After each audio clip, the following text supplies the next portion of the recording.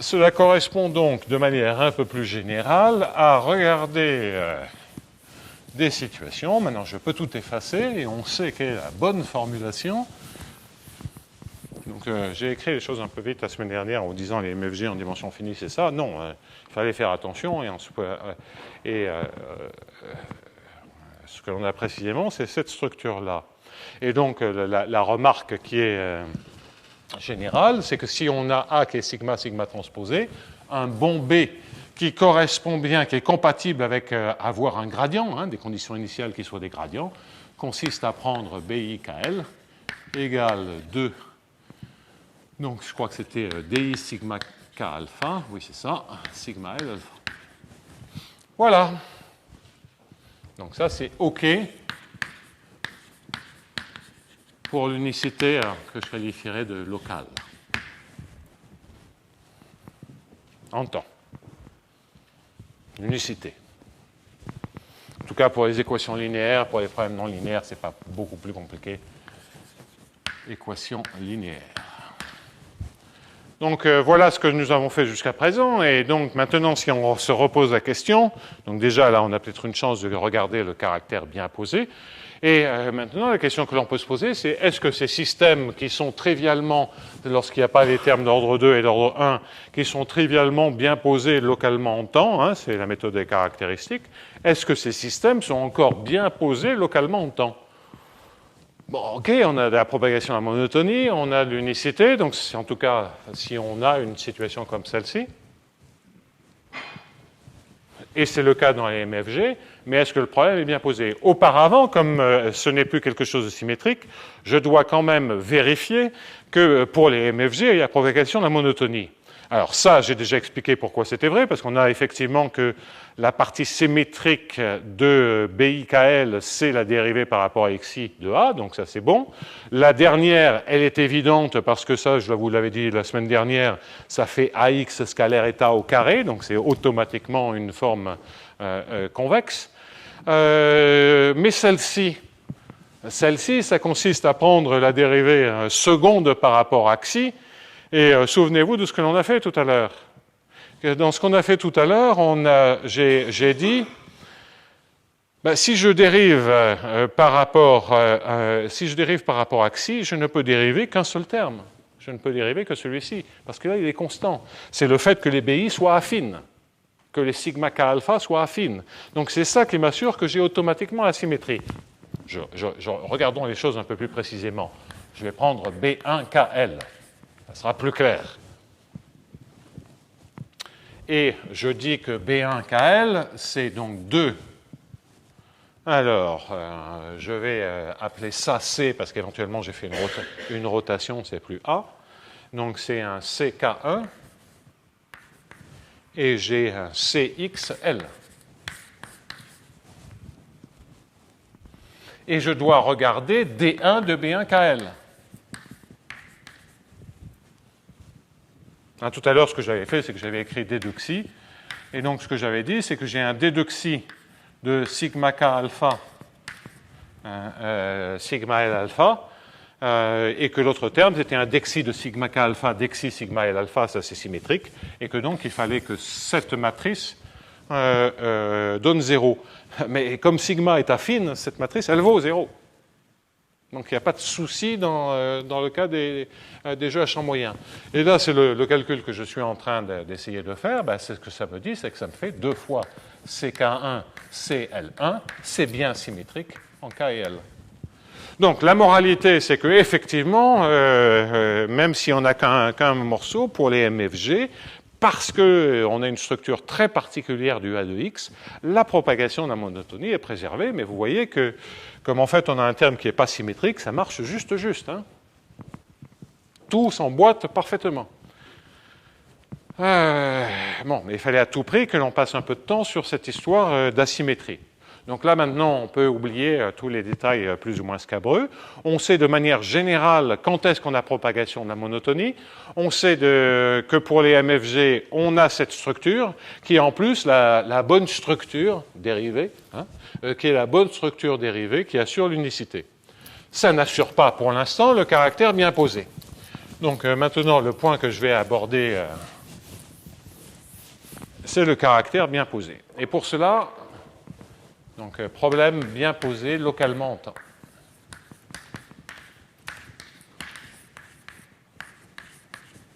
Donc là, je vais un peu ralentir parce que je vais introduire une méthode qui, en fait, si on est familier avec les interprétations probabilistes, est très naturelle. Et c'est évidemment pour ça que c'est, je pense, Krylov qui a été le premier à s'en servir, en tout cas systématiquement. Mais je me souviens que comme c'est Krylov s'en est servi non seulement pour des équations linéaires, mais pour des équations non linéaires du style HJB, Monge-Ampère, etc. Je me souviens que les purs EDPistes qui éternuent quand on parle de proba se faisaient des soucis. Et je me souviens, dans un congrès, il y avait Louis Nirenberg, qui est un des plus grands analystes du XXe siècle, et qui me dit « Pierre-Louis, je ne comprends absolument pas l'astuce de Krylov ». Et donc, je lui ai expliqué d'où ça sort. Et alors, je lui ai expliqué... évidemment, Louis Nirenberg préconise toujours que lorsqu'on prononce le mot probabilité, on dise d'abord pardon. Donc, mais là, en rigolant, hein, parce que c'est quand même lui, enfin c'est lui avec l'action Embauché-Varadan, hein, donc ils ne sont pas si opposés que ça. Hein. Au probable. Mais c'est vrai que lui n'a jamais pénétré là-dedans. Alors, c'est quoi cette astuce? C'est de transformer des systèmes, notamment des systèmes que l'on obtient en dérivant, en équations scalaires par rajout de variables. Ah. Alors, donc, attention, astuce. Et moi, je vais commencer avec les probas. Donc, on va prendre une équation, donc un exemple d'équation linéaire. Alors, cette astuce marchait bien lorsqu'on avait un gradient ou des dérivées secondes, c'est ce que faisait Krylov. Et là, ce qu'on va se rendre compte, c'est que pour des systèmes comme ça, elle marche encore même si on n'a pas des gradients. Donc, ça va nous éclairer d'ailleurs des choses, y compris sur lorsqu'il n'y a pas de bruit. Donc là, on va avoir besoin d'un peu de temps, on va le faire tranquillement. Alors donc, je change complètement de notation, je vais quand même garder un AIJ. Je vais mettre dφ sur dt égale, je vais mettre, pardon, un demi, si vous me permettez. C'est ça, parce que comme je vais écrire une interprétation probabiliste dans un instant, avec donc la matrice A qui est donnée par sigma transposé, ce qui assure la positivité de la matrice, sigma régulière. Donc nous avons une équation parabolique à coefficient régulier dégénéré. J'ai une condition initiale qui est ce qu'elle est. Tout est régulier et vous pensez que chaque fois que je dis régulier, ça veut dire borné, à dérivé borné, etc. etc. En tout cas, à dérivé borné. Disons cela. On ne va pas forcément supposer que les fonctions sont bornées, mais en tout cas qu'elles soient à dérivé borné. Bien. Alors donc, l'interprétation probabiliste de cette équation, c'est dxt égale sigma de xt dwt. Donc si sigma est une matrice D croix M, il y a M mouvements browniens W. Donc là, vous avez un flot stochastique. Si sigma est régulier, vous avez un xt qui est régulier en x. Bon, un sens à préciser, c'est en tant que processus. Il dépend d'un paramètre de manière régulière. Pensez dans L2 que vous pouvez dériver autant de fois que vous voulez par rapport au paramètre x. Ce qui donc nous assure tout de suite que si phi est égal à E de l'espérance de phi 0 du xt, c'est la solution régulière du problème. Bon. Donc on sait qu'il y a des solutions régulières. Du point de vue des probas, c'est assez transparent. Du point de vue des EDP, ça a été démontré il y a fort longtemps, dans les années 60, par Olga Oleinik. Et là, il fallait précisément, hein, ces histoires de dérivés, de bien regarder comment on absorbe les dérivés des coefficients par la matrice diffusion. Là, elle faisait du point de vue des EDP, mais c'était assez naturel du point de vue probabiliste. Bien. Donc la question n'est pas tant de savoir ça pour les équations linéaires, on les comprend bien, mais c'est de se dire, OK, comment je peux écrire le gradient? Ou la dérivée seconde, ou la dérivée 18e. Comment le faire? Alors, j'ai une formule probabiliste, je peux le faire sur la formule probabiliste, et puis après on se posera la question, quel est l'analogue EDP de la formule probabiliste? Si je regarde le gradient phi, je peux écrire une équation, c'est ce que j'ai fait 36 fois.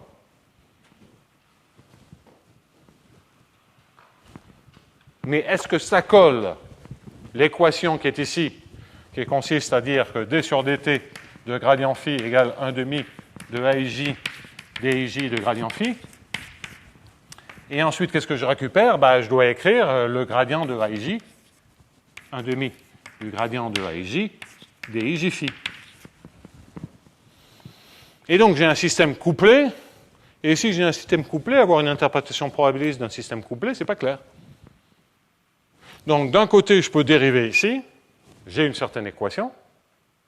D'un autre côté, je peux dériver la formule probabiliste, je vais avoir autre chose. Et quel rapport entre les deux? Donc, c'est exactement cela que l'on peut comprendre de manière très simple. Regardons donc gradient phi.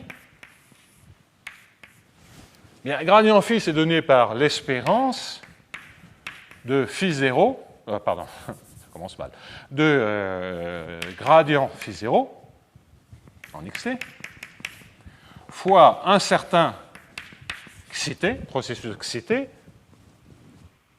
où xt est la matrice jacobienne du flot stochastique, c'est-à-dire c'est le dx de xt.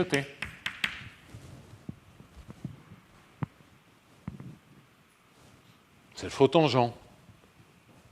C'est quoi xt? Xt, on dérive formellement l'équation. Donc c'est un flot maintenant matriciel. Et vous avez donc un dxt.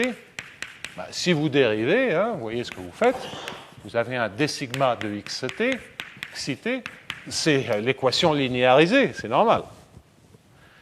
Pensez des équations différentielles ordinaires, c'est exactement la même chose. Simplement, vous n'avez pas d'espérance et il n'y a pas un brownien, mais c'est exactement la même chose. D sigma de xt, xt, dwt, avec une condition initiale, xi0 égale l'identité.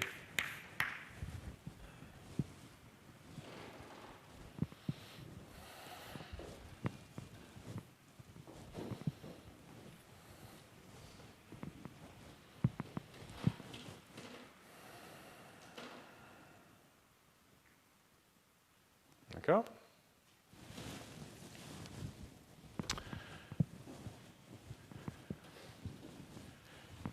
Mais si vous avez l'identité là,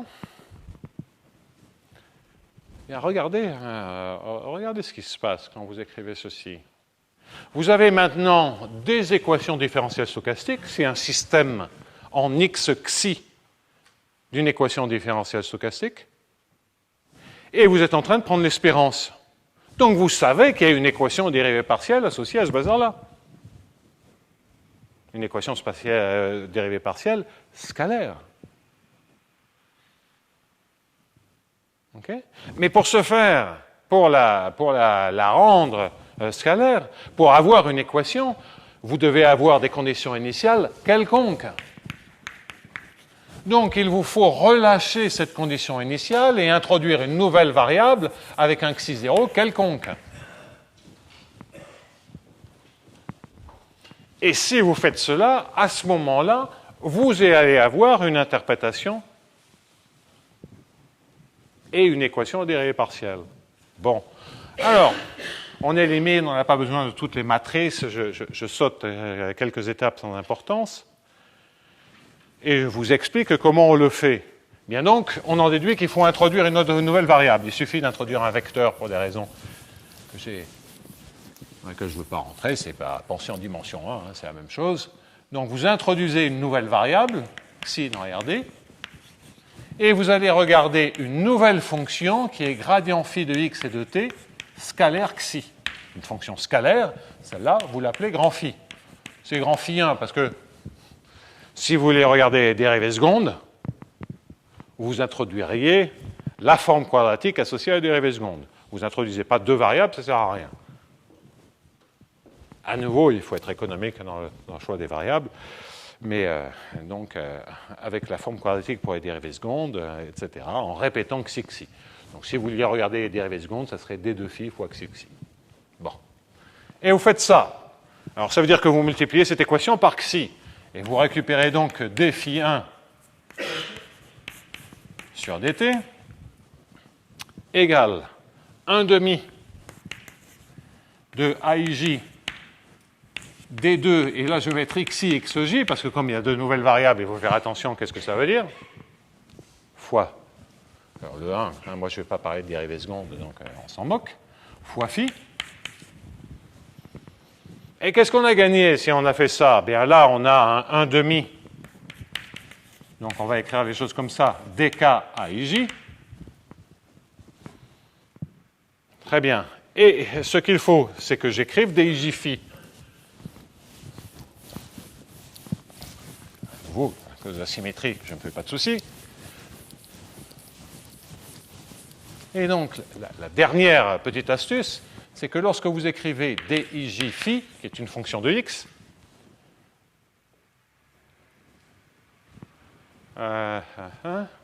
et donc c'est dk aij, et j'ai multiplié donc implicitement par xk. Hein, attention. Hein, puisque j'ai fait d phi sur dxk fois xk. Donc là, c'est linéaire, on n'y touche pas, mais ce terme-là, il devient exactement ceci. Donc c'est ce terme-là que je dois réécrire en fonction de certaines dérivées de phi. J'aurais pu traduire la formule probabiliste, je préfère le faire analytiquement. La formule probabiliste, c'était la motivation pour faire ce que je suis en train de faire. Donc quand vous écrivez dij phi, bien vous voyez que pour trouver di phi, qu'est-ce que vous faites? Vous dérivez phi par rapport à xi. Donc, ceci, vous pouvez l'écrire comme dxj de dxi de phi. C'est une dérivée seconde dans les dérivées croisées. Donc, c'est là une astuce absolument... Mais à nouveau, hein, effectivement, ça paraît de la magie, hein, si on fait ça du point de vue des EDP, alors qu'en fait, du point de vue probabiliste, c'est totalement clair. Et donc maintenant, je réécris le terme supplémentaire, c'est que c'est un dk aij, xk, et le dij, c'est que c'est un d2 xi, xij, phi. Grand phi, pardon. Donc ça, c'est l'équation. Et là, vous allez me dire, mais là, on ne reconnaît pas de la parabolicité, ce truc-là. Oui, mais il ne faut pas oublier que c'est linéaire en xi. Donc, je peux rajouter ce que je veux, en dérivée seconde en xi. Ça ne change rien à l'équation. Et donc, je rajoute ici c fois 1 plus xi2, laplacien en xi de phi. Ça vaut 0, ça ne change rien. Avec c, qui est une constante positive, que je choisis aussi grande que je veux. Et là, maintenant, vous avez quelque chose qui est parabolique. Parabolique si c'est 0 est grand. Pourquoi? Hein, parce que formellement, dans le dk de aij, vous pouvez un peu l'absorber par le aij. Je vais revenir là-dessus, hein, parce que je vais regarder un cas encore plus dur dans les cas qui m'occupent. Ça, vous pouvez l'absorber un peu par ça, et par du xi2, c'est parabolique, et puis, ça y est, vous avez une équation scalaire parabolique. Alors ça, c'est vraiment une super idée, hein, et je voulais vous la montrer comme ceci, avant de l'introduire absolument brutalement sur des systèmes où c'est même pas des gradients, où les symétries, il va falloir faire attention. Donc là, on n'a même pas à faire attention sur les symétries. Bon, et en plus, ce n'est pas une équation qui est limitée à des problèmes linéaires. Hein, on peut s'en servir dans des problèmes non linéaires. On peut s'en servir dans Monge-Ampère. C'est en fait une forme, c'est une réécriture des choses. Hein, c'est de voir des systèmes couplés sur les dérivées successives les systèmes, on se perd un peu, vous l'avez pu l'observer, on se perd un peu dans les coordonnées. Donc quand une équation scalaire, c'est plus transparent. Hein, bon.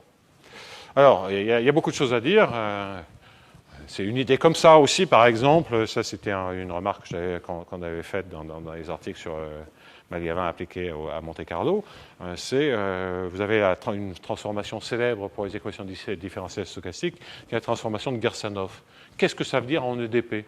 L'interprétation EDP, c'est ça. C'est aussi rajouter des variables et on fait des choses. Donc c'est assez systématique lorsque vous avez une interprétation probabiliste et que vous êtes en train de manipuler des objets qui sont toujours gouvernés par le même mouvement brownien, bien vous savez qu'en rajoutant des variables, vous allez pouvoir avoir des formules closes.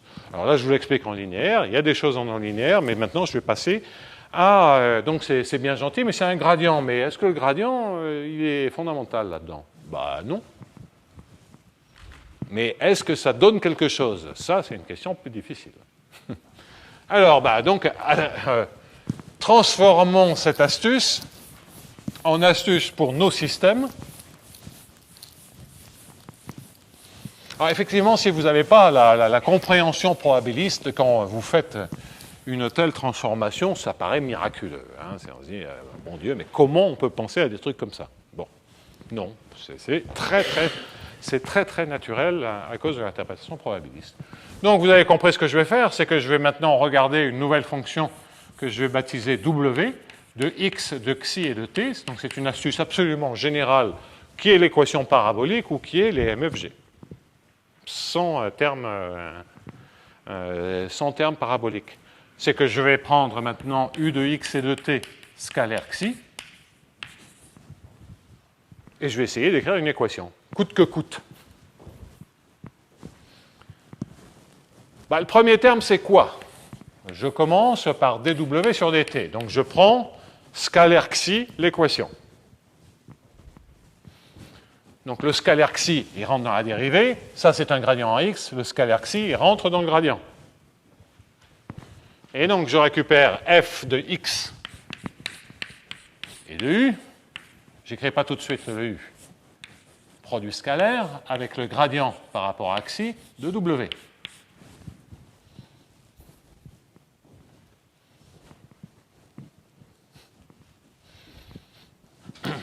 Je m'amuse déjà. Donc, g de x de u. Je ne l'écris pas, et puis après, on va continuer. Alors déjà, j'ai laissé un blanc dans le u. Pourquoi? Parce que u, qu'est-ce que c'est par rapport à w? U, c'est le gradient par rapport à xi. Donc déjà, clac, je peux mettre un gradient xi w. Et ici, un g de x, c'est gradient xi w. Et donc ça me transforme, si j'oublie les termes de bruit, ça me transforme mes systèmes monotones en équations d'Hamilton-Jacobi du premier ordre. Mais très particulière, parce qu'on a une solution qui est linéaire en xi. C'est pour ça qu'il y aura des chocs. C'est-à-dire c'est un problème de croissance à l'infini, c'est pour ça qu'il va y avoir des chocs des fois. Donc on va apprendre des tas de choses avec cette transformation. Donc on voit réapparaître une équation d'Hamilton-Jacobi. C'est un truc qui est un peu bizarre. Hein. On part, grosso modo, on était parti d'une équation d'Hamilton-Jacobi pour écrire un système gradient, l'étendre, et on s'aperçoit qu'on a une interprétation équation d'Hamilton-Jacobi du système gradient. Oui, mais c'est comme les équations paraboliques. Hein. Équation parabolique, on écrit le système satisfait par le gradient, et on peut réécrire une équation parabolique sur le système des gradients. Bon, voilà. C'est un jeu un peu étrange. Et effectivement, toute information, c'est un jeu de notation. Là, on n'a rien fait pour l'instant. Hein. Simplement, comme c'est une interprétation nouvelle, on peut réfléchir au travail effectué à la lumière de cette interprétation. Et puis, on va gagner quelque chose, c'est que pour comprendre le caractère bien posé localement en temps, on n'aura plus rien à faire. Donc, g de x, gradient xi, w. Alors maintenant, je continue avec le AKL. Donc, AKL de x. Bon, ça, je ne l'écris pas, on n'en a pas besoin. D2KL, comme c'est un opérateur diagonal, c'est, alors, excusez-moi, c'est D2XK, XL, W de W, plus, et donc là, attention, il y a un xi, c'est G scalaire xi. compte, c'est le gradient xi par rapport à w, c'est ça. J'ai pris le produit scalaire de l'équation avec xi. D'accord? Donc c'est effectivement, j'ai oublié le produit scalaire avec xi. Ça ne change rien, hein? Ça reste une équation d'Hamilton-Jacobi. Bien, AKL d2xk dxl, donc ça c'est correct. Et le dernier terme, ce qui est xi bi kl, d'accord? Xi bi kl dl uk. Alors uk c'est quoi? Ça c'est dxik, donc là j'ai pas le choix, hein? C'est d2xl, ouais, xik w. Et donc, j'ai une équation scalaire avec un terme diffusif éventuellement dégénéré, et puis des termes non linéaires qui sont des termes qui sont du style Hamilton-Jacobi du premier ordre. Bon. Et puis, je sais que je peux rajouter, si j'en ai envie, comme j'ai un xi ici, il faut, si je veux paraboliser ceci, sans rien changer, je peux rajouter un C0. Le 1, il ne sert à rien, mais c'est que simplement, pourquoi j'aime bien avoir un 1, c'est que si d'aventure les AKL étaient uniformément elliptiques, grâce au 1, j'aurais un système qui est uniformément elliptique. Ça ne change rien. Comme c'est linéaire en W, voilà, bon là j'ai une équation scalaire. Bah écoutez, ça c'est pas une mauvaise nouvelle, hein, parce que je suis quand même... on est plus à l'aise hein, pour faire des estimations avec des équations scalaires qu'avec des équations vectorielles, ça c'est un phénomène général. Il n'en demeure pas moins que pour qu'on soit... D'abord, ça pose énormément de questions, c'est que se passe-t-il, si vous permettez, avec ces termes qui sont là? Est-ce qu'ils sont paraboliques ou pas? Alors, dans le cas précédent, ça marchait bien parce qu'il y avait de la symétrie, il y avait tout ce qu'il fallait. Ici, quand est-ce que ce terme-là, il est parabolique? Et là, on verra qu'il est parabolique précisément si on prend cette expression-là. Tandis que si on a l'expression symétrique, il n'est en général pas parabolique. Et c'est là où ça, c'est un fait. Donc, s'il n'est pas parabolique, on peut avoir quand même un gros souci sur le caractère bien posé. Dans les cadres non symétriques. Bien, donc, est-ce que ça, c'est un terme parabolique? Et puis ensuite, il y a une autre question, c'est que si on prend des équations d'Hamilton-Jacobi, on se dit, ouais, mais attendez, on sait définir des solutions faibles pour les équations d'Hamilton-Jacobi. On a des solutions continues. Or, on a vu qu'il y avait des chocs. Qu'est-ce qui se passe? Et pourquoi la monotonie, ça marche? Donc là, on va comprendre ça. Hein, on va effectivement comprendre pourquoi la monotonie, ça marche et pourquoi, en fait, il y a des chocs. Et en fait, ce que l'on verra, c'est que pour ces équations d'Hamilton-Jacobi très particulières, je prendrai un exemple. Pour ces équations d'Hamilton-Jacobi très particulières, j'ai un résultat d'unicité si je sais qu'il y a une solution continue. Mais je n'ai pas, en général, des solutions continues. Puisque c'est une interprétation Hamilton-Jacobi que je peux appliquer à des lois de conservation scalaire, à l'équation de Burgers. Bon. Donc là, c'est très curieux, c'est de dire, je peux regarder l'équation de Burgers comme équation d'Hamilton-Jacobi, même si c'est la dérivée de la solution d'une équation d'Hamilton-Jacobi. Donc je change le point de vue, et donc il va falloir voir qu'est-ce qu'on apprend en faisant cela. Alors on va apprendre des choses. En tout cas, déjà, la première chose que je vais apprendre, et je vais commencer par ça, c'est que pour montrer que c'est bien posé localement en temps, si j'ai un terme parabolique qui est ici, je sais tout faire sur les équations paraboliques scalaires. C'est, vous prenez fg égale à 0. Hein, bah, si vous avez une équation parabolique qui est là, vous servez les résultats probabilistes ou des résultats de Wohlheimlich, vous savez que vous avez une solution. Si initialement c'est régulier, vous avez une solution régulière pour tout temps. Il n'y a plus rien à faire. Pourvu que ce soit parabolique. Alors, ça veut dire quoi, parabolique? Ça veut dire que je dois regarder, maintenant c'est en x xi, je dois regarder la forme quadratique par rapport à tous les termes qui sont ici. D'accord? Donc, les variables dans lesquelles je vais tester la positivité, Donc, grosso modo, hein, j'ai ici la matrice AKL. J'ai ici quelque chose qui ressemblerait à xi B, hein, xi BI. Ici, la matrice A. Évidemment, si je... Oui, bon, quelque chose comme ceci. Et puis, c'est 0, 1 plus xi2. Puis la question que je me pose, c'est quand est-ce que ce bazar-là est tout positif ou nul? C'est ça la positivité, hein? Le caractère parabolique du système. Alors, je vais écrire les formes quadratiques associées à ces différents termes. Donc, dans la variable x, je vais prendre une variable que je vais baptiser eta. Dans la variable xi, je vais prendre une variable que je baptise zeta. Et donc, je dois regarder AKL de x eta k eta l. Je dois regarder xi bikl. Donc la variable xl, c'est xiL. Et là, il faut faire vraiment xiL. Non, c'est eta L. Zeta k. Et à la fin, plus un C0, 1 plus xi carré. La norme de zeta carré. Et donc, je veux que ceci soit positif, quel que soit x, quel que soit xi, quel que soit eta, enfin, quelles que soient toutes les variables. Bon.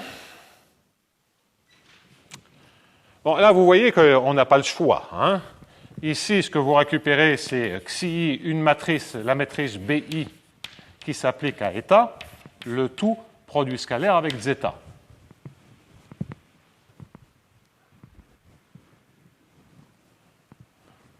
Bien.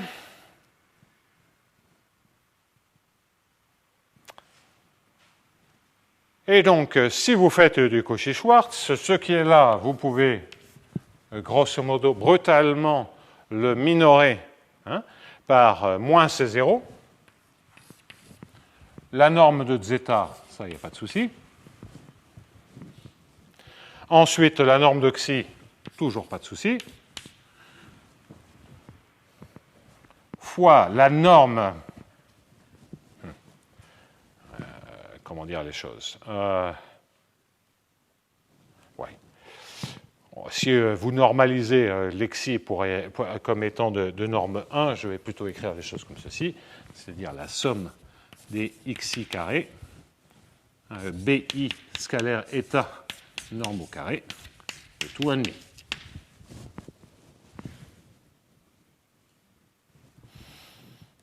D'accord. Et, ouais, bon, enfin, je peux faire ça, ça sera plus simple. Somme sur i des bi eta, excusez-moi, carré, je commence à fatiguer, et fois la norme de xi. Donc, vous voyez, hein, j'ai fait un Cauchy-Schwarz avec le produit scalaire qui est là, et un autre Cauchy-Schwarz avec le produit scalaire qui implicitement est là. Donc, supérieur à moins C0 zeta, la norme de ce vecteur. Maintenant, sur ce vecteur-là, je fais un Cauchy-Schwarz sur les i. Donc, ça me fait la somme des bi scalaire eta carré, le tout 1,5, fois la norme de xi. Et donc, vous voyez que maintenant, comme vous avez du zeta et du xi autant que vous en voulez, en prenant un C0 aussi grand que vous voulez, c'est un C1, c'est pas le même C0, bien, vous voyez que cela va marcher si vous savez, s'il existe nu, tel que AKL de x eta k eta l est supérieur à nu fois, nu strictement positif,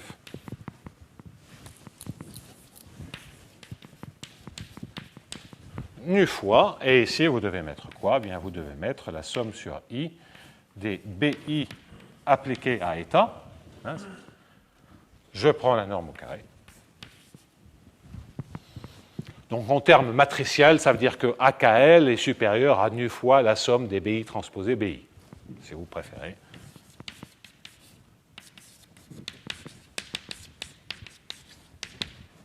Voilà la condition qui assure que, effectivement, j'ai une équation scalaire parabolique. Donc là, j'ai simplement, bien, vous voyez bien, il faut pour avoir une condition... oui. Pour avoir une condition sur le caractère parabolique de cette équation, il faut bien entendu que je puisse arriver à absorber les BIKL par les deux autres termes. Donc voilà. Et matriciellement, tous les indices confondus, c'est précisément, en faisant ça soigneusement, c'est précisément ce que vous obtenez ici. Donc il y a une condition. Et là encore, on va rencontrer exactement... Alors, je ne dis pas que ceci est optimal, mais enfin, ça n'en est pas très loin, hein, parce que lorsque vous prenez l'infimum de ces... le 1 ne joue aucun rôle si vous prenez des xi et des états très grands, donc vous pouvez l'oublier par homogénéité. Et une fois que vous prenez l'infimum en zeta et l'infimum en xi, vous allez faire apparaître exactement les infimums de produits scalaires, ça vous donne des produits des normes, hein, avec le signe moins. Donc, ceci, c'est fondamentalement nécessaire et suffisant. Hein. J'ai rien perdu. Donc, la parabolicité, elle est équivalente à ceci. Bon.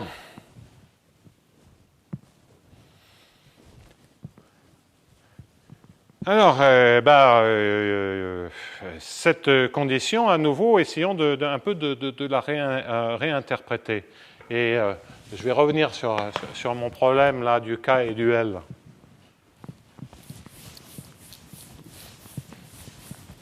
Hein, sur les deux choix pour l'équation gradient, mais on sait bien que pour la propagation de la monotonie, il n'y a qu'un seul choix qui est bon. Est-ce que pour rendre l'équation parabolique, je réécrirai le système dans un moment, pour réécrire le système parabolique, est-ce que ces choix sont compatibles? Donc, hein, vous vous souvenez de quoi il s'agit, c'est de prendre BIKL égale, le bon, c'était le DI sigma K alpha, sigma L alpha, et le mauvais, c'était le symétrique. Mauvais au sens propagation de la monotonie, hein, ou démonstration simple de l'unicité.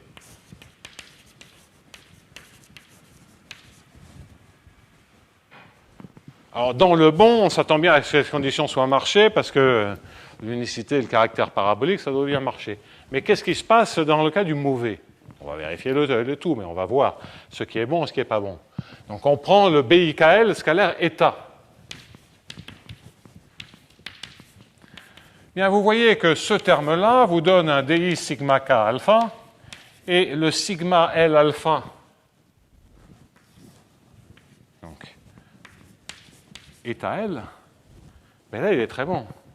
Parce que AKL, rappelez-vous, AKL état état, c'est le calcul qu'on a fait tout à l'heure. AKL état K état L, c'est la somme sur les alpha des sigma L alpha état L. Et la somme sur L.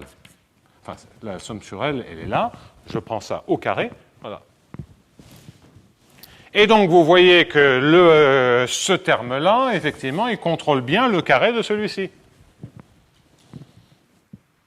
Puisque les DI sont bornés. Ce terme-là, il marche. Donc, celui-là, il est OK. Donc, si je l'ai deux fois, c'est OK. Ça, c'est le bon cas. Mais l'autre, ça ne marche pas. Parce que l'autre, ça me donne un DI de sigma L alpha, sigma K alpha, état L. Puis, je peux le regarder comme je veux. En général, évidemment, en dimension 1, ça marche. Mais en général, en dimension plus grande, ça ne se contrôle pas au carré. Ça ne se contrôle pas par cette somme des sigma L alpha, état L. Je n'ai pas ce qu'il faut. J'ai un sigma K alpha, je n'ai pas un état K, j'ai un état L. Bon, et là, on peut en revanche vérifier que ce n'est pas une équation parabolique si l'hypothèse, en général, si l'hypothèse n'est pas vérifiée. Si je mets ce terme-là, je peux en tout cas trouver des contre-exemples. On peut mettre les hypothèses qu'il faut, hein, pour que ceci soit quand même majoré par ce qu'il faut. On voit bien que si c'est uniformément elliptique, je peux majorer n'importe quoi. Donc ça ne veut pas dire que ça ne marche jamais, ça veut dire qu'il peut y avoir des problèmes dans lesquels c'est non seulement la question de l'unicité par la technique L2, la technique d'énergie, qui s'effondre, mais c'est même plus grave que ça, c'est-à-dire que lorsqu'on réécrit cette équation avec cette astuce, ce n'est plus une équation parabolique, ce qui est quand même une indication très forte sur le fait que le système n'est pas terrible. Bien entendu, dans le cas des MFG, comme on est précisément dans la bonne situation, où on a le bon terme, cette hypothèse est automatiquement vérifiée. Et si j'ai cette hypothèse, je sais que donc pour les MFG, de rajouter ces termes-là, ça ne pose aucun problème pour avoir bien le caractère bien posé localement en temps de ce système d'équations. Et ça n'a absolument rien d'évident quand vous avez un système comme ça. Donc vous pouvez y aller, faire les démonstrations à la main, c'est faisable. C'est quand même beaucoup plus simple de les faire comme ça en rajoutant des variables. Donc j'arrête là sur l'analyse un peu détaillée de l'ajout de bruit commun qui se traduit sur tous les joueurs, ce qui est traduit dans un espace d'état fini par des termes comme ceci, même s'ils ont une structure très particulière avec le A qui est là et le B qui est là. Et on a analysé pour de tels systèmes, donc généralisés, nous avons analysé la propagation de la monotonie et le caractère bien posé localement en temps. Bon, je ne vous ai pas fait tous les détails techniques, mais là, c'est plus que la technique simple. Parce que dès qu'on sait qu'on a une équation parabolique sur les W, on sait qu'en prenant les dérivés, on a des inéquations paraboliques qui sont vérifiées, et c'est ça qui permet de vérifier très simplement que le problème est bien posé localement en temps. Donc la moralité, c'est qu'on n'a déjà pas perdu notre temps sur la MFG, c'est dans le cas où on a un bruit commun, on sait déjà que si l'horizon du problème n'est pas trop long, le problème est bien posé. Existence et unicité et régularité de la solution.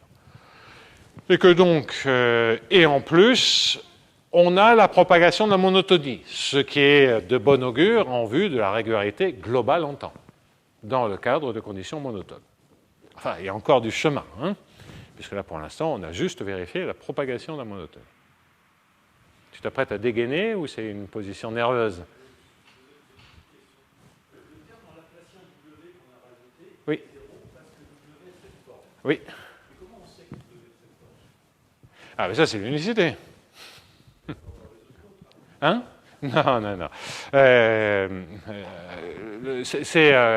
D'accord. Donc, ce que tu me dis, c'est j'ai écrit cette équation.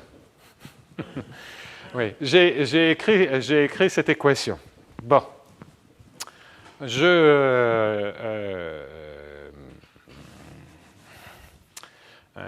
J'ai écrit cette équation, je pars avec une condition, et j'ai résolu cette équation avec une condition initiale qui est linéaire en xi.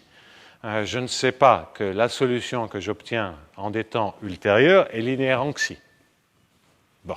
Alors, plusieurs réponses à ça. Une réponse à ça, c'est tu peux... oui, je ne suis pas sûr d'avoir vraiment le droit de faire ça. Mais la réponse systématique, c'est que si j'ai des solutions régulières pour l'équation, je regarde les dérivées secondes en xi et je montre que, toujours la même algèbre de la chose, il y a une équation parabolique. Si j'ai une équation parabolique, je pars de 0, c'est 0. Donc il y a quelque chose à vérifier. Mais tu as raison, il y a un truc à vérifier. D'ailleurs, on va le revoir dans les astuces que je vais faire pour les équations de Hamilton-Jacobi. On obtient donc très facilement. Alors, je pense qu'il y a des situations où on doit pouvoir faire ça sans dériver, où ça va être plus simple. Mais dériver en xi, c'est pas difficile, parce qu'on a des termes qui sont quadratiques en xi, donc c'est assez simple.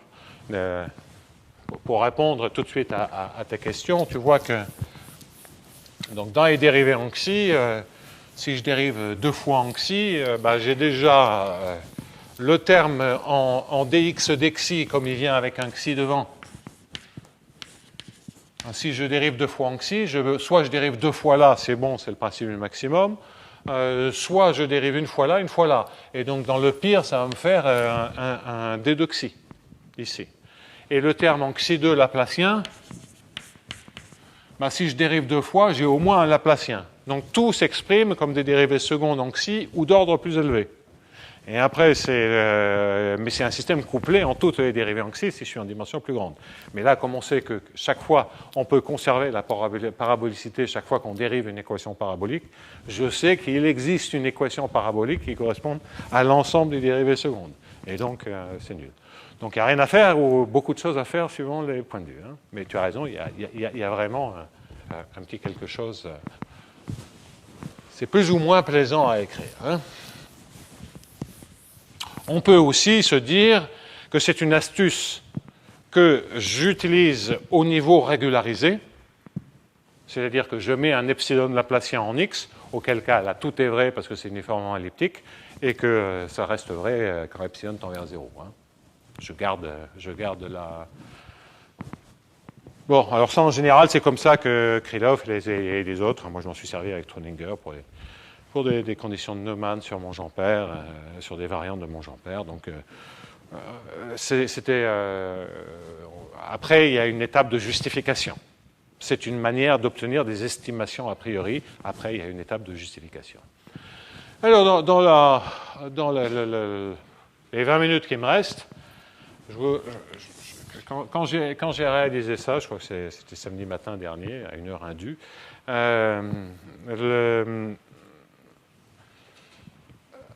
je me suis, parce que vraiment je voulais comprendre pourquoi ce système était bien posé, et puis je fais l'identité d'énergie, et puis bon, boum, ça ne marche pas. Donc ça ne marche pas en général, il faut... et donc je suis revenu au MFG, vu qu'il y avait une structure particulière, repris la monotonie, etc., etc. Puis je me suis dit après, à la fin de tout ça, c'est que ça nous dit quand même quelque chose, même je reprends mon équation modèle, et je vais conclure avec ça aujourd'hui, plus U grade U, je vais revenir là-dessus. Sans cesse, hein, bon, etc., etc. C'est quoi W de X et de Xi? C'est U de X scalaire Xi. Et donc la transformation, c'est dW sur dt, plus le U, c'est le gradient par rapport à Xi W, et gradient XU, ben c'est le gradient XW égale à 0. Et donc j'ai une équation d'Hamilton-Jacobi du premier ordre.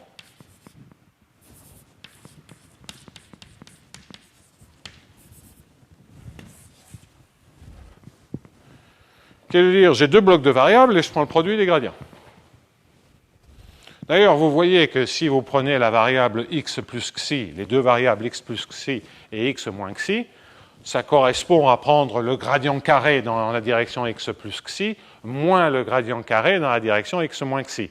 C'est donc bien de la forme où j'avais analysé la propagation de la régularité. Bon, enfin on peut l'analyser directement. Et là, c'est un peu troublant parce que quand on prend des conditions initiales qui sont bien fichues, disons uniformément continues en x et xi, et que je regarde une équation d'Hamilton-Jacobi comme ça, je sais tout de suite qu'il y a une solution globale uniformément continue en x et xi. Et donc ça voudrait dire que j'ai une solution globale pour tout temps de ce problème-là qui est continue, même lipschitzienne. Mais si je sais qu'elle est lipschitzienne, je sais qu'elle est régulière. Donc là, il y a quelque chose qui ne va pas. Et en plus, je sais bien qu'il y a des chocs qui apparaissent pour des conditions initiales globales. Qu'est-ce qui ne marche pas dans ce schéma? Ce qui ne marche pas dans ce schéma, c'est que comme c'est linéaire en xi, il n'y a aucune chance d'avoir de l'uniforme continuité en x xi. Pensez que U0 est lipschitzienne. Bien, la constante de Lipschitz de ce produit-là, elle croît par rapport à xi, linéairement en xi. Donc, je perds l'uniforme continuité. Perdant l'uniforme continuité, si vous faites les démonstrations d'unicité, vous allez perdre, parce qu'on sait démontrer des solutions qui sont discontinues, on sait comparer des solutions discontinues pour les équations d'Hamilton-Jacobi, vous allez être incapable de tronquer les grandes valeurs. Vous allez avoir une tautologie. Donc ça, c'est vraiment pour les experts que je dis ça. Hein. C'est que dans les techniques de solution de viscosité, hein, si on a deux solutions W1 de x et de xi et de t, je regarde un moins W2 de y, de eta et de t, c'est deux solutions, on retranche un moins 2 sur epsilon x moins y carré. On peut retrancher, si on a envie, un xi moins eta carré. Oui, ça on le fait. Mais il faut aussi qu'on fasse quelque chose. Et on va essayer de maximiser ce bazar-là par rapport à toutes les variables. Mais comme c'est linéaire en xi, linéaire en eta, il faut que je tue ce qui se passe. Essentiellement lorsque xi est égal à eta. Et donc là, il faut absolument que je mette un moins delta du style xi2 plus eta 2.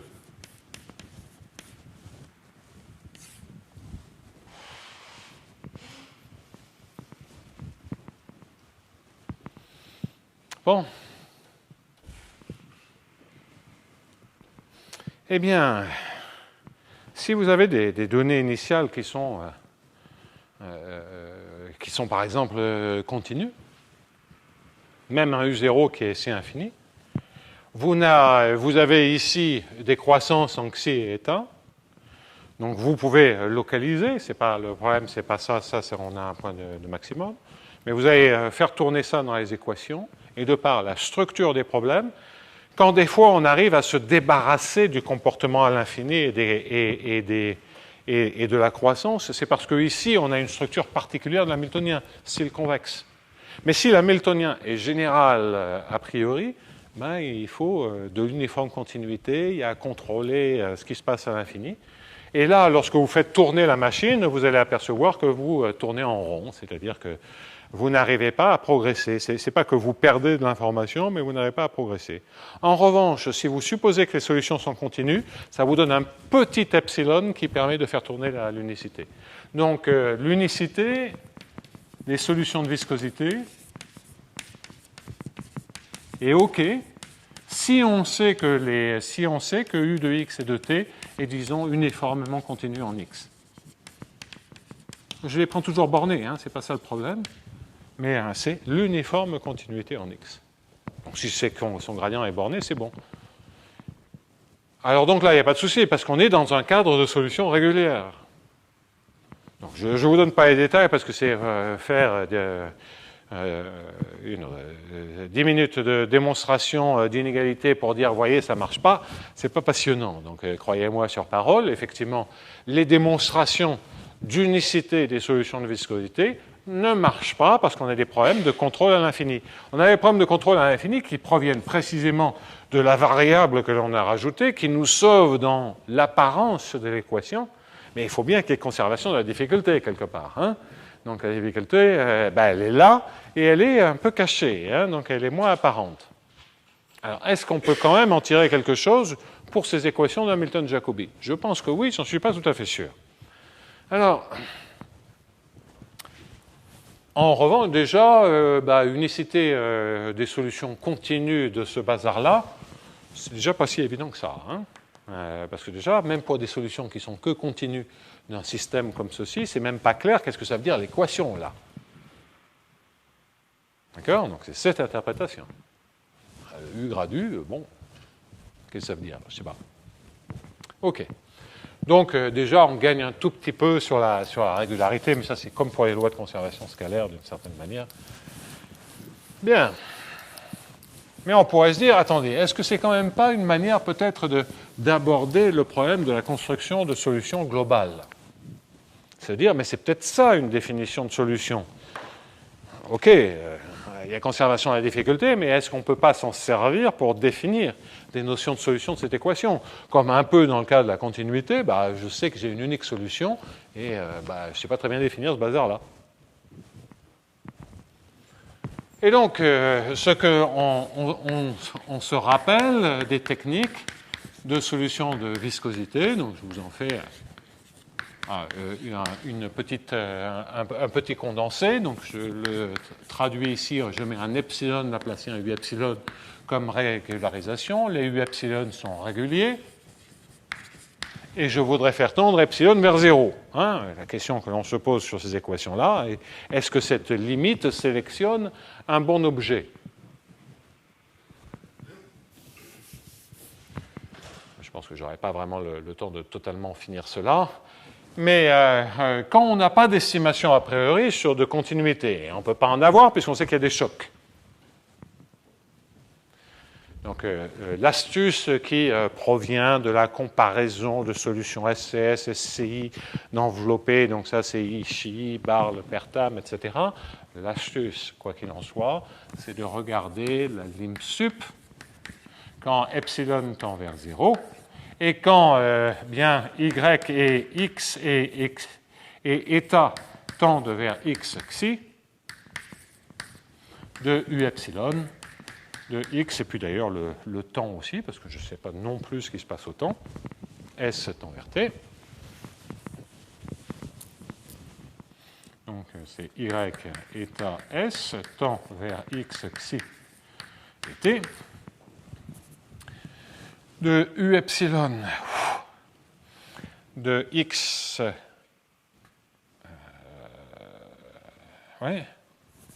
de u de y eta et s, vous le baptisez, et c'est pas, pardonnez-moi, c'est w epsilon, et vous le baptisez w avec une étoile en haut, de x, de xi et de t. Alors ça, c'est une sous-solution de viscosité de ce bazar-là. Avec les liminf, vous jouez au même jeu et vous avez un W star qui est une sursolution. Alors, si vous avez un résultat de comparaison, vous savez que la sursolution est au-dessous de la sous-solution. Je vous ai déjà dit, le résultat de comparaison, on ne l'a pas et on ne peut pas l'avoir. Il est faux. Néanmoins, ces objets-là, ils contiennent de l'information. Même s'il y a des chocs. Et ça, je vous en reparlerai la semaine prochaine, parce que là, il est trop tard. Mais on a donc ces objets. Qu'est-ce que l'on peut en dire? Alors, je ne sais jamais si c'est SCS ou SCI. Ça, c'est SCI et ça, c'est SCS. Hein. Okay. Ce n'est plus, et tu vois là, on retombe sur ta question, c'est homogène de degré 1. Parce que vu la régularité par rapport à état, je peux, en fait, je peux prendre état égale à xi, ça ne change rien. Parce que faire des petites perturbations, comme les MEU sont bornés, faire des petites perturbations en xi, ça ne change rien. Donc les lim sup, c'est vraiment par rapport à x et t, c'est là où il y a les chocs. D'accord, donc que ce soit homogène de degré 1, ça c'est clair, mais comme j'ai une lim sup, j'ai des lim sup de fonctions affines, c'est pas affine, c'est pas linéaire, c'est convexe. D'accord? Donc c'est SCS convexe en xi. Et d'une certaine manière, dans le sous-gradient en xi égale à 0, vous avez l'ensemble des valeurs possibles. Hein, c'est un peu ça qui est en train de jouer. C'est que si jamais il y avait plusieurs limites possibles, ou plusieurs, parce qu'il y a une discontinuité et que vous avez plusieurs valeurs possibles, c'est précisément dans le fait que vous allez transformer une fonction affine en fonction convexe que vous allez lire l'ensemble des valeurs possibles. Je vous montrerai ça sur le problème de Riemann avec ses lim sup, etc. Là, c'est convexe en xi, et là, c'est un SCI qui est concave en xi. Et d'une certaine manière, tout ce qui peut m'intéresser se passe entre ces machins-là. Hein. Donc ça me donne globalement le tube des solutions qui m'intéressent. Je ne peux pas faire mieux et je ne peux pas faire moins bien. Et donc les questions que l'on peut se poser, c'est est-ce que ça, d'abord dans les cas où on a des solutions régulières, c'est bien égal, et donc là, tout se passe bien, je reviendrai là-dessus la semaine prochaine. Et également, ce qui est intéressant de voir, c'est ces structures en lim sup, lim inf, dans des régimes un peu particuliers qu'on a indépendants, le cas totalement monotone par rapport à chacune des variables, ou le cas d'un choc avec les solutions de viscosité, avec le gradient, lorsque je prends disons la semi-concavité des solutions en semi-concave, est-ce que ces objets-là coïncident? Alors, comme on a des chocs, ils ne coïncident pas partout. Déjà, ils vont coïncider presque partout, et on va vraiment voir ce que sont ces objets-là.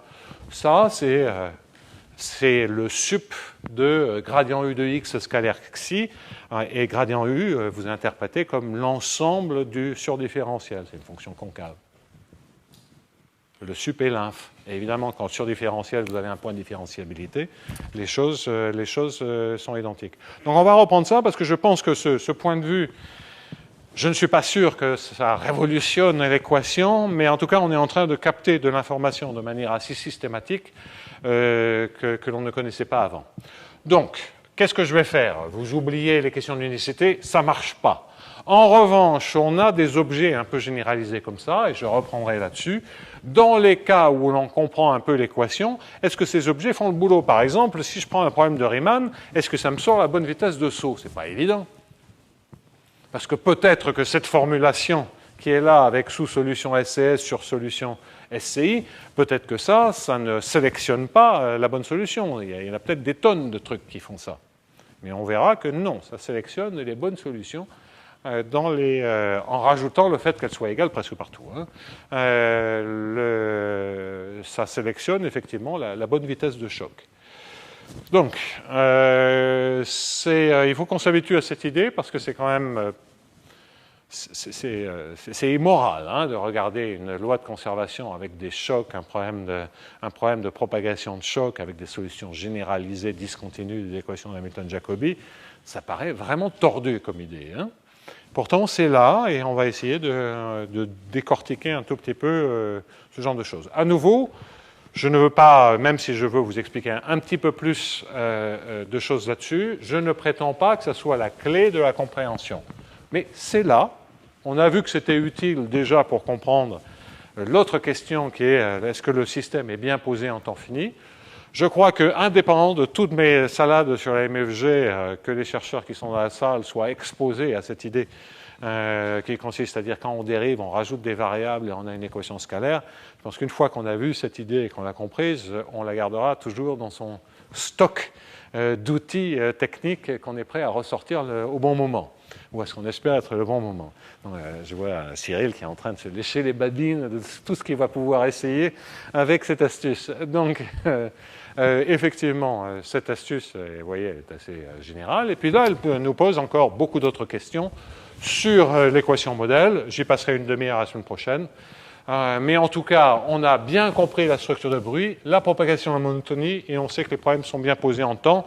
Donc on n'a pas perdu notre temps, même si j'ai toujours pas fait ce que je voulais faire depuis le début de mon cours, et que je ne cesse de repousser le moment où je pourrais effectivement aborder ce que je voulais faire initialement. Mais assez naturellement, les choses s'enchaînent et me poussent à réfléchir. Donc Daniel me faisait la remarque, c'est effectivement les maths qui se font, hein, auxquelles vous assistez. Bon, je suis désolé, de toute façon, c'est la règle du Collège de France. Hein. La règle du Collège de France, c'est qu'on expose quelque chose de nouveau. On n'a pas dit depuis combien de temps c'était nouveau. Donc là, c'est quelques jours. Voilà.